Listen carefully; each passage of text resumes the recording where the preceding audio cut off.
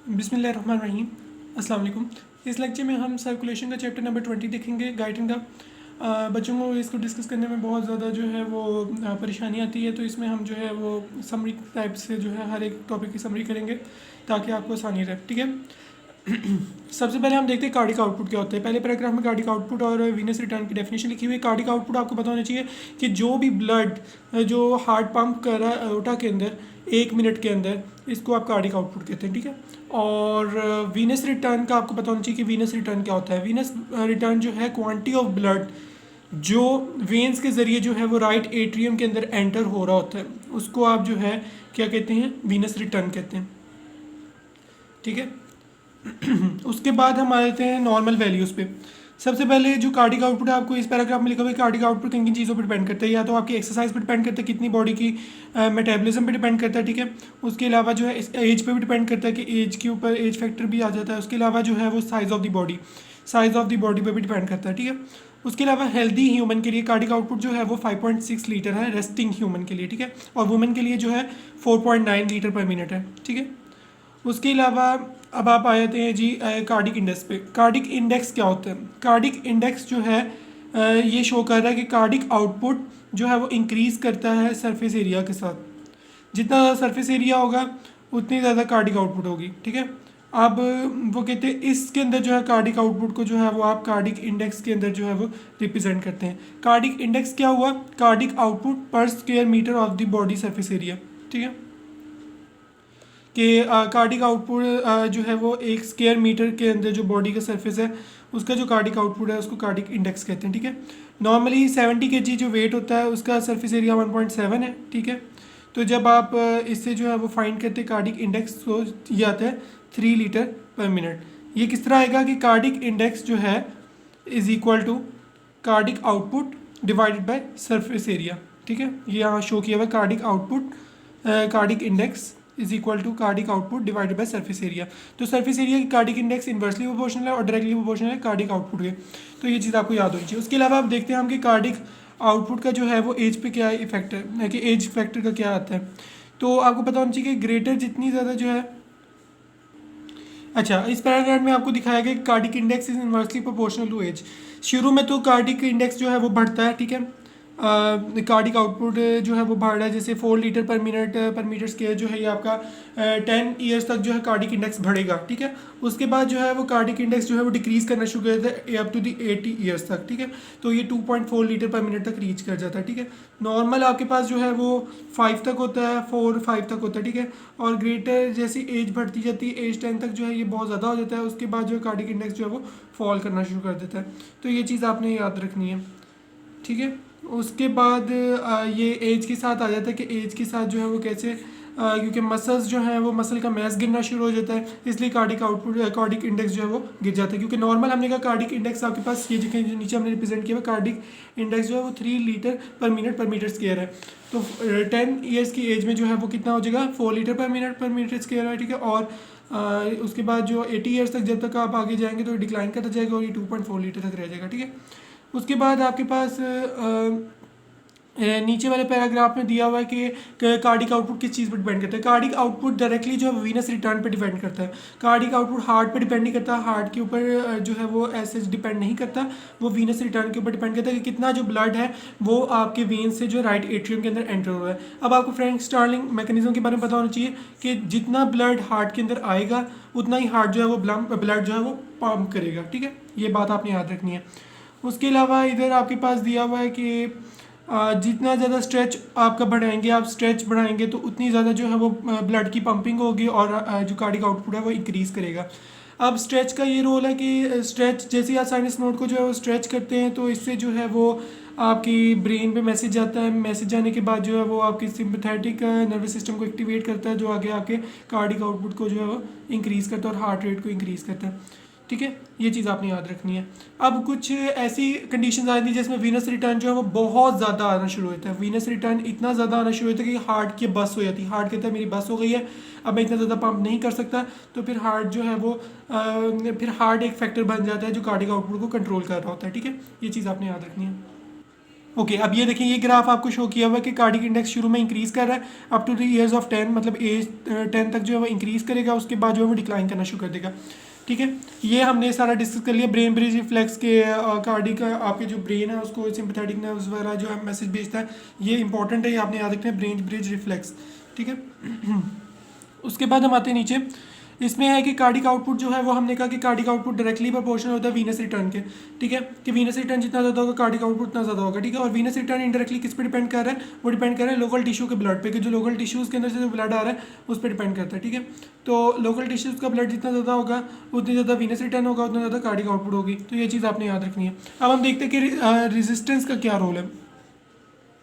ठीक है रेजिस्टेंस का क्या रोल है, इसको आपने याद रखना है कि टोटल पेरिफेरल रेजिस्टेंस जो है वो इसका इस तरह रोल है कि कार्डिक आउटपुट का लेवल को जो है ये इफेक्ट करती है कि रेजिस्टेंस जितनी ज़्यादा होगी उतना कार्डिक आउटपुट जो है वो कम होगा। ठीक है, cardiac output is inversely proportional to venous resistance. ठीक है, ये कौन सी रेजिस्टेंस है, टोटल पेरिफेरल रेजिस्टेंस, जो पेरिफेरल वेसल्स के अंदर जो रेजिस्टेंस आ रही होती है ये उसके इनवर्सली प्रोपोर्शनल है। ठीक है, जितनी ज़्यादा टोटल पेरिफेरल रेजिस्टेंस ज़्यादा होती जाएगी कार्डिक आउटपुट उतना ही कम होता जाएगा। ठीक है, तो ये चीज़ आपने याद रखनी है। ये तब होगा अगर आपका जो आर्टेरियल प्रेशर है वो सेम रहता है, एट्रियल प्रेशर अगर आपका सेम रहता है। अगर तो आपका कार्डिक आउटपुट जो है वो भी कम हो रहा है, मतलब कार्डिक आउटपुट थोड़ा कम हो रहा है और टोटल पेरिफेरल रेजिस्टेंस भी कम हो रही है, तो इससे भी आपका आर्टेरियल प्रेशर जो होगा वो भी डिक्रीज़ कर जाएगा। देखिए अगर कार्डिक आउटपुट थोड़ा इंक्रीज़ करे, थोड़ा इंक्रीज़ करे कार्डिक आउटपुट, और टोटल पेरिफेरल रेजिस्टेंस जो है वो थोड़ी कम हो रही है। ठीक है, तो इससे क्या होगा, आर्टेरियल प्रेशर जो है वो आपका वो भी थोड़ा कम होगा। ये आपने याद रखनी बात। और इसको ये ओहम्स लॉ है, आपने याद रखनी, cardiac output is directly proportional to arterial pressure. Atrial pressure जितना ज़्यादा होगा कार्डिक आउटपुट उतना ज़्यादा होगा, और inversely proportional total peripheral resistance, जितनी पेरिफेरल रेजिस्टेंस ज़्यादा होगी उतनी जो है कार्डिक आउटपुट कम होगा। तो ये भी आपने याद रखना फार्मूला। अब हम आते हैं जी हार्ट की लिमिट के ऊपर, कि हार्ट की कितनी लिमिट होती है। अच्छा, इसको आपने ऐसे याद रखना है कि कार्डिक आउटपुट कर्व है, इससे आप देख लें शुरू में तो ये इंक्रीज़ कर रहा है, राइट एट्रियल प्रेशर के इंक्रीज़ करने से जो है वो कार्डिक आउटपुट ये इंक्रीज़ कर रहा है, ग्रीन कलर की लाइन से आप देखिए इंक्रीज़ कर रहा है। ठीक है, उसके बाद जो है वो एक ऐसा टाइम आएगा कि कार्डिक आउटपुट जो है वो कांस्टेंट हो जाएगा। अब वो जो है उसकी बस हो जाएगी, अब वो जो है वो इंक्रीज़ नहीं करेगा कार्डिक आउटपुट, और वो सेम रह जाएगा राइट एट्रियल प्रेशर के इंक्रीज़ करने से। ठीक है, तो ये चीज़ याद रखनी है। कुछ हार्ट ऐसे होते हैं कि उनकी जल्दी बस हो जाती है, उनको आप हाइपो इफेक्टिव हार्ट कहते हैं, और कुछ हार्ट ऐसे होते हैं जिनकी ज़रा देर से काफ़ी ज़्यादा कार्डिक आउटपुट ये कर सकते हैं स्टोर, इसको आप हाइपर इफेक्टिव हार्ट कहते हैं। ठीक है, तो ये आपके पास हाइपो इफेक्टिव और हाइपर इफेक्टिव हार्ट दिखाए हुए हैं। अब इधर लिखे हुए फैक्टर्स आपको आने चाहिए कि फैक्टर्स कौन से होते हैं जो हाइपर इफेक्टिव हार्ट होते हैं। एक तो हो गया नर्वस एक्साइटेशन, इसमें क्या होगा कि आपके जो नर्वस स्टिमुलेशन है, मतलब कि आपका पैरासिम्पैथेटिक रिस्पांस है वो एक्टिवेट होगा, या सिंपैथेटिक रिस्पांस एक्टिवेट होने से जो है वो कार्डिक आउटपुट पे बड़ा इफेक्ट करेगा, मतलब पंपिंग इफेक्टिवनेस पे बड़ा इफेक्ट पड़ेगा। ठीक है, इसमें सबसे पहला है कि आप हार्ट रेट को ये इंक्रीज़ कर देंगे। ठीक है, हार्ट रेट बहुत ज़्यादा कर देंगे। ठीक है, उसके अलावा इन्होंने जो है वो कंट्रैक्टिलिटी को बढ़ा देना है, और इन्होंने प्लेट्यू लेवल भी बढ़ा देना है। अब ये देखें आपके पास हाइपो इफेक्टिव हार्ट ने क्या किया, प्लेट्यू भी आपका बढ़ा दिया, इसको आप प्लेट्यू कहें, इसने जो है प्लेट्यू को भी बढ़ा दिया। ठीक है, उसके अलावा इसने जो है हार्ट बीट को भी बढ़ा दिया, हार्ट रेट भी जो है वो कार्डिक आउटपुट भी इंक्रीज़ कर दिया। उसके अलावा दूसरे नंबर पे है कि मसल्स की हाइपरट्रॉफी, मतलब मसल मैस को इंक्रीज़ कर दिया, कंट्रैक्टाइल स्ट्रेंथ जो है उनकी बढ़ जाए, तो उससे भी जो है वो आपकी पंपिंग इफेक्टिवनेस बढ़ेगी और जो है कार्डिक आउटपुट इंक्रीज़ करेगा। तो ये चीज़ आपने याद रखनी है। और बहुत ज़्यादा भी इंक्रीज़ करता है कुछ लोग में, नॉर्मल आपका 5 लीटर होता है, तो एथलीट्स वगैरह जो होते हैं उनके अंदर जो है वो 40 तक भी चला जाता है, कुछ एथलीट्स के अंदर वो उनकी इफेक्टिवनेस बढ़ जाती है। अब ये है कि डैमेज ना हो हार्ट, इतना लोड आप करें कि जो आपके हार्ट डैमेज ना हो और आपका मसल्स भी इंक्रीज़ कर जाए और कंट्रैक्टाइल स्ट्रेंथ भी इंक्रीज़ कर जाए। ठीक है, तो ये चीज़ आपने याद रखनी है। ओके, अब हम देखते हैं hypo effective heart. Hypo effective heart जो है वो इंक्रीज्ड आर्टियल प्रेशर या कोई भी एबनॉर्मल हार्ट रिदम वगैरह से कोई भी ब्लॉकेज हो गई है, वेस्कुलर हार्ट डिजीज़ वगैरह में जो है ये सब में जो है वो आपकी कार्डिक हाइपोक्सिया, मतलब ऑक्सीजन की कमी से भी हाइपो इफेक्टिव हार्ट हो सकता है। ओके, अब हम देखते हैं कि रोल ऑफ नर्वस सिस्टम। सबसे पहले आपको पता होना चाहिए कि जब भी आपकी नर्व वेसल्स डायलेट करेंगी, नर्व वेसल के डायलेट होने से क्या होगा कि आपके जो कार्डिक आउटपुट और वीनस रिटर्न है ना, क्योंकि ज़्यादा से ज़्यादा ब्लड फ्लो करेगा और वेन से आर्टरीज में जाएगा और वीनस रिटर्न जो है वो इंक्रीज़ करेगा, इनडायरेक्टली कार्डिक आउटपुट भी जो है वो इंक्रीज़ करेगा, और कोई चेंज जो है आर्टेरियल प्रेशर में आपके नहीं आएगी। ठीक है, अब आपके ये है कि आपने जो है वो बचाना होता है आर्टेरियल प्रेशर को फॉलिंग से। तो इसके लिए जो है नर्वस कंट्रोल यूज़ किया जाता है कि नर्वस कंट्रोल बहुत रोल प्ले करता है कि ये जो आपके कार्डिक आउटपुट को भी इंक्रीज़ कर दे, वैसोडाइलेशन भी करवा दे, और ये जो है वो आपके कार्डिक आउटपुट और वीनस रिटर्न को इंक्रीज़ कर दे, और साथ साथ आर्टेरियल प्रेशर को जो है वो इंक्रीज़ कर दे या उसको सेम रखे रादर देन फॉलिंग, उसको फॉल करने से बचाता है। ठीक है, तो ये चीज़ आपने याद रखनी है। उसके बाद अब आपको समझ आ गई कि डायलेट होंगी तो ये इंक्रीज़ करेंगी। तो ये आपके पास दिया हुआ है कि कार्डिक आउटपुट जो है वो जब आपने एक दवाई दी डाइनाइट्रोफिनॉल, इसको देने से कार्डिक आउटपुट जो है वो इंक्रीज़ कर रहा है। ठीक है, और जो एट्रियल प्रेशर है वो नॉर्मल रह रहा है। ठीक है, ये जो है वो आपने दिया विद वीनस कंट्रोल, मतलब नर्वस कंट्रोल देंगे तो तब जो है ये एट्रियल प्रेशर सेम रहेगा और कार्डिक आउटपुट सेम रहेगा, इंक्रीज़ करेगी।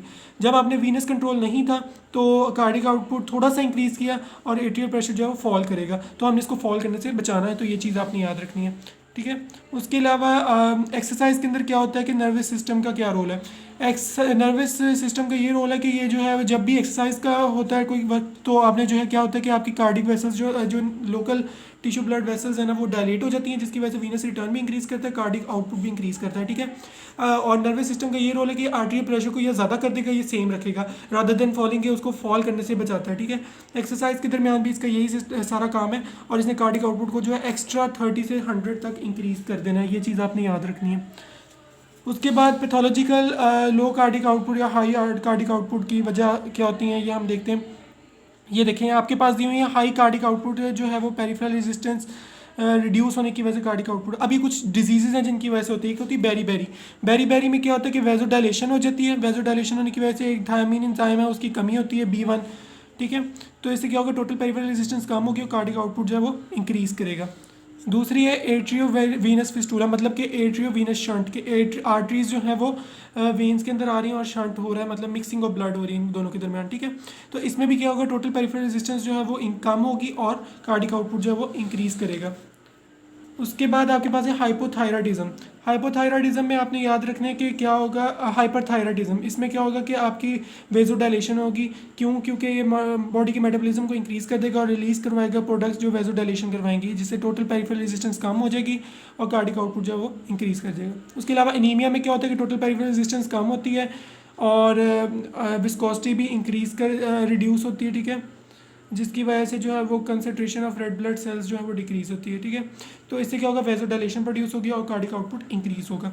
अब ये ऊपर आपके पास दी हुई है सिचुएशन जिसमें डिफरेंट कार्डिक आउटपुट्स जो हैं दिए हुए हैं, इसमें शो कर रहे हैं कि आपकी डिजीज़ किस तरह कार्डिक आउटपुट को इंक्रीज़ कर रही हैं। उसके बाद आती है लो कार्डिक आउटपुट। लो कार्डिक आउटपुट की दो वजूहत होती हैं, एक तो कार्डिक फैक्टर्स होते हैं और एक नॉन कार्डिक फैक्टर्स होते हैं। जो कार्डिक फैक्टर्स हैं इसमें ये होता है कि या तो ब्लॉकेज हो गई है, या तो मेटाबॉलिज्म में कोई प्रॉब्लम आ गई है, या आपके पास जो है कोई भी हार्ट डिजीज़ हो गई है उसमें आ गया। तो अगर जो हार्ट को उतने कार्डिक आउटपुट नहीं मिल रहा जितना उसको मिलना चाहिए, तो इससे जो है वो न्यूट्रिशनल डेफिशिएंसी हो जाती है, हार्ट बॉडी के अंदर जो है न्यूट्रिशनल डेफिशिएंसी हो, टिश्यू को इतनी खुराक नहीं मिल पा रही, जिसकी वजह से कार्डिक शॉक हो जाता है। उसके अलावा decrease in the cardiac output cause by the non cardiac peripheral factors. अब इसमें आपने याद रखनी कि अगर तो आप ब्लड वॉल्यूम को कम कर देंगे, ब्लड वॉल्यूम कम हो गया, वीनस रिटर्न वैसे ही कम आएगा, वीनस रिटर्न कम आएगा तो आपके पास कार्डिक आउटपुट भी कम हो जाएगा। एक्यूट वीनस डायलेशन, ये आपने अचानक से वीनस डायलेशन करवाई, मतलब वेंस की आपने एक्यूट बहुत जल्दी आपने डायलेशन करवाई, जिसकी वजह से क्या होगा कि ब्लड जो है वो सारा का सारा किस में रह जाएगा, वेंस के अंदर रह जाएगा और आगे आ ही नहीं पाएगा, जिसकी वजह से वीनस रिटर्न कम हो जाएगा। वीनस रिटर्न कम होगा, कार्डिक आउटपुट कम होगा और ये जो है वो आपकी कार्डिक आउटपुट जो है वो उसको डिक्रीज़ कर देगा।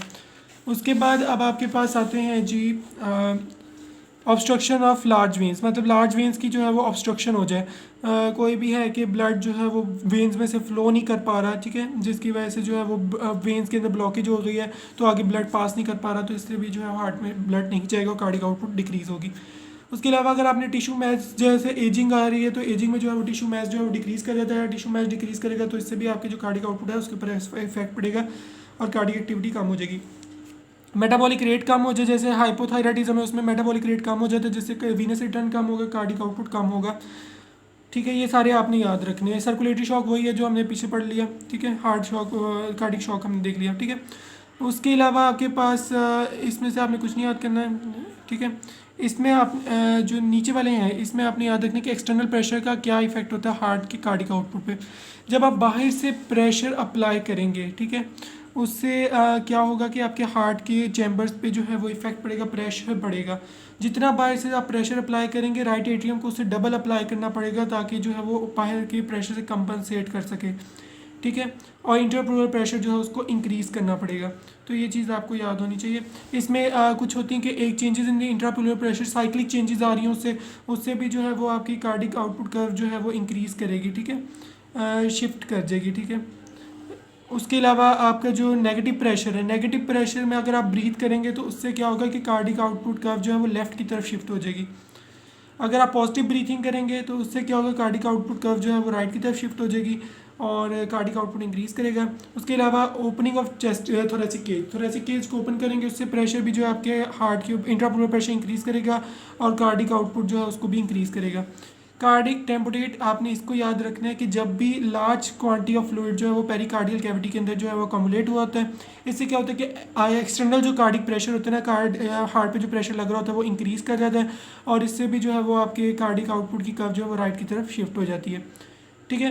और कार्डिक टेम्पोरेट जो है वो कब इंक्रीज़ करेगा, ये जो प्रेशर लग रहा है बाहर वाला, ये तब इंक्रीज़ करेगा अगर जो है वो हार्ट के अंदर जो है वो प्रेशर बढ़ी जा रहा है, मतलब हार्ट का प्रेशर जो हार्ट फील हुई जा रहा है जिसकी वजह से उसका वॉल्यूम बढ़ी जा रहा है, तो एक्सटर्नल टेम्पोरेट जो आपका प्रेशर है ये भी इंक्रीज़ करेगा। तो ये चीज़ आपने याद रखनी है। इसको डायग्रामेटिकली भी देख लें, यहाँ से आपको ये शो किया हुआ है कि जब आपने प्रेशर अप्लाई करने की कोशिश, मतलब कार्डिक आउटपुट इंक्रीज़ करने की कोशिश की तो उससे भी कार्डिक टेम्पोरेट जो है वो इंक्रीज़ कर रहा है, ठीक है। ये इंट्राप्लूरल प्रेशर आपको शो किया हुआ है कि ये कैसे जा रहा है राइट एट्रियल के साथ कार्डिक आउटपुट पे रिलेशन शो किया हुआ है, ठीक है। उसके बाद ये अब आपके पास डिफरेंट पैटर्न कर्व्स दी हुई हैं कि हाइपो इफेक्टिव और हाइपर इफेक्टिव हार्ट का क्या रोल है। देखिए हाइपर इफेक्टिव हार्ट का क्या रोल है कि इंट्राप्लूरल प्रेशर को इंक्रीज़ करेगा और इसकी कार्डिक आउटपुट जो है वो ये नॉर्मल है, ठीक है, जिस तरह इंक्रीज़ करते हैं हमने पहले देख लिया। ये है जी हाइपर इफेक्टिव हार्ट की कि किस तरह उसका जो कार्डिक आउटपुट इंक्रीज़ किया और इंट्राप्लूरल प्रेशर इंक्रीज़ किया और ये जो प्लेट्यू बढ़ गया। उसके अलावा ये हाइपो इफेक्टिव हार्ट का शो किया हुआ कि कैसे जो है इंट्राप्लूरल प्रेशर डिक्रीज़ किया और हाइपो इफेक्टिव हार्ट में जो है वो किस तरह जो है प्लेट्यू भी कम होगी। ये आपने चीज़ याद रखनी है।